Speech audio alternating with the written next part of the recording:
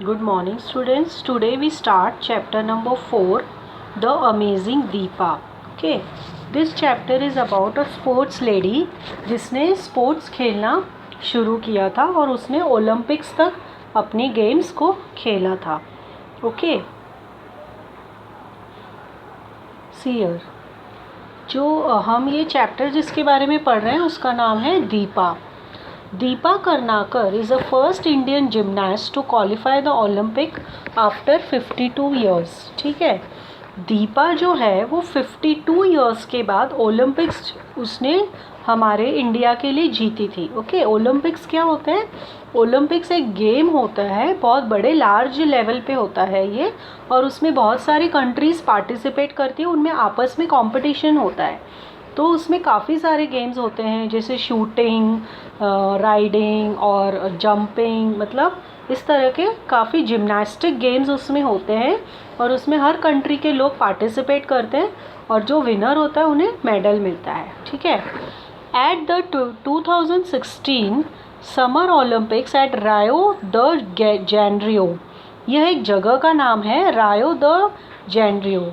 वहाँ पर ये ओलंपिक्स हुआ था 2016 में, जिसमें दीपा ने गोल्ड मेडल जीता था. Deepa is the only gymnast from India to enter the women's vault finals. तो दीपा जो थी वो अकेली इंडियन वुमन ऐसी है जिसने इंडिया से खेला था और वॉल्ट फाइनल्स में उसने पार्टिसिपेट किया था. वॉल्ट क्या है? वॉल्ट एक तरह का जंप है, एक पट्टी सी लगी हुई होती है और उसके ऊपर आपको अलग अलग तरह से जंपिंग करके आपको दिखाना पड़ता है, ओलंपिक्स में पार्ट लेना पड़ता है. तो आप जितने ज़्यादा करतब दिखाएंगे उस हिसाब से आपको मेडल मिलता है. अगर आप गूगल पे देखेंगे तो आपको वॉल्ट करके अगर आप टाइप करेंगे तो उसमें आपको उसके फॉर्मेट समझ में आ जाएगा. तो अलग अलग तरह का, मतलब एक ही जिम्नास्ट को जब हम अलग अलग तरह से खेल कर दिखाते हैं तो वो वॉल्ट बोला जाता है. ठीक है, born on 9 August 1993, Deepa हेल्स from Agartala.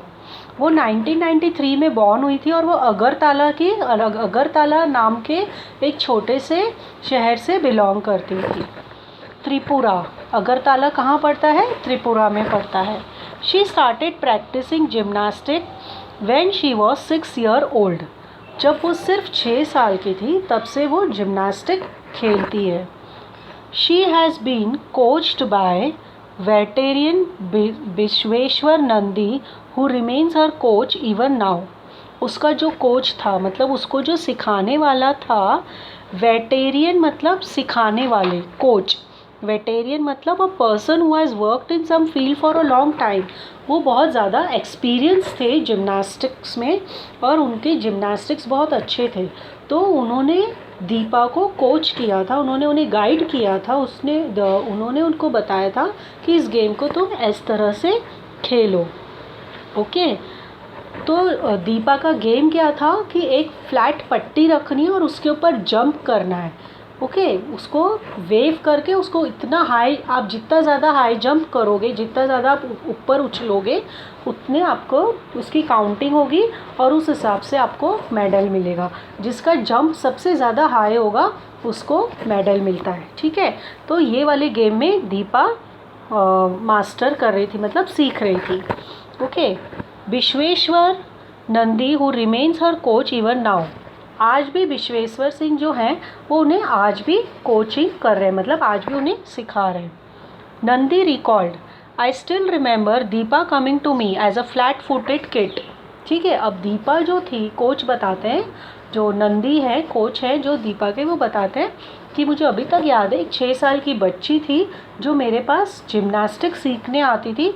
Flat footed मतलब फ्लैट, उसका जो पैर था, जो पैर का पंजा था वो फ्लैट था. अब आप अपने पैर का पंजा देखेंगे तो वो बीच में से थोड़ा सा आपको गड्ढा दिखता है, सी शेप में दिखता है ना. आप अपने फुट को देखिए तो आपको सी शेप में लगेगा वो, लेकिन दीपा का जो फुट था वो बिल्कुल फ्लैट था, बिल्कुल स्ट्रेट था. That was the hardest part two fix for Deepa. अब इसके फ्लैट फुट के वजह से उसे जिम्नास्टिक वाला ये करतब सिखाने में बहुत दिक्कत हो रही थी. We had to work very very hard when she was little kid to get the curve in her feet. अब उन्होंने उसके फीट को कर्व लाने की भी बहुत कोशिश करी थी। ही एडेड, उसने ऐसा हमको बताया। दीपा's father was a coach with sports Authority of India.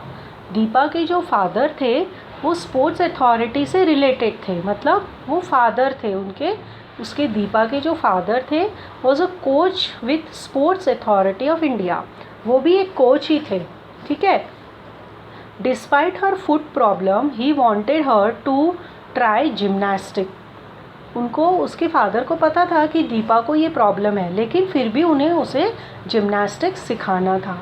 Even though India as a country is more attach to cricket. अब आपने देखा होगा हमारे इंडिया में क्रिकेट को बहुत ज़्यादा इम्पोर्टेंस दी जाती है, जितनी इम्पोर्टेंस कोई गेम को नहीं दी जाती, लेकिन फिर भी उसके फादर को विश्वास था कि नहीं, मैं दीपा को यही गेम खिलाऊंगा। So he introduce her to gymnastic even though Deepa was reluctant learner. Deepa को जिम्नास्टिक्स में कोई इंटरेस्ट नहीं था, लेकिन फिर भी उसके पापा चाहते थे कि वो जिम्नास्टिक ही सीखे, और उन्होंने उसका इंटरेस्ट उसमें डेवलप किया और उसे सिखाना शुरू कर दिया, ठीक है। It was very difficult to get money from the government and other sources to get equipment for gymnastic. अब क्या होता है, जब हम देश के लिए खेलते हैं, जैसे कि हम इंडियन ओलंपिक्स में पार्टिसिपेट करते हैं, वर्ल्ड ओलंपिक्स में पार्टिसिपेट करते हैं, जो इंडिया की जो टीम होती है जो क्रिकेट खेलती है, उनको सारा जो सामान है क्रिकेट खेलने का सामान, और उनको उनके चप्पल, उनके जूते, उनके कपड़े, उनके रहने का सतूना, मतलब वो कहाँ रहेंगे, क्या खाएंगे, वो सारा खर्चा जो है वो गवर्नमेंट उठाती है। क्यों? क्योंकि वो हमारी कंट्री के लिए खेल रहे हैं। तो दीपा के लिए, उसके फादर के लिए ये बहुत मुश्किल था गवर्नमेंट से पैसे लेना। क्यों? क्योंकि वो गवर्नमेंट सोचती थी कि ये कोई नहीं कर सकता, ये बहुत हार्ड है, ये हमारे इंडियंस की बस की नहीं है, ये बाहर की कंट्रीज़ ही हमेशा जीतती है और वो लोग ही जीतेंगे, हमारे इंडिया में कोई ऐसा नहीं है जो इसको जीत सकता है। Her first gym and equipment was created out of the part of old scooter. उसके पापा ने क्या करा, पुराना जो स्कूटर था उसका प्लेटफॉर्म, स्कूटर की जो सीट होती है उसको यूज़ किया, उसको वो गेम सिखाने के लिए, ठीक है।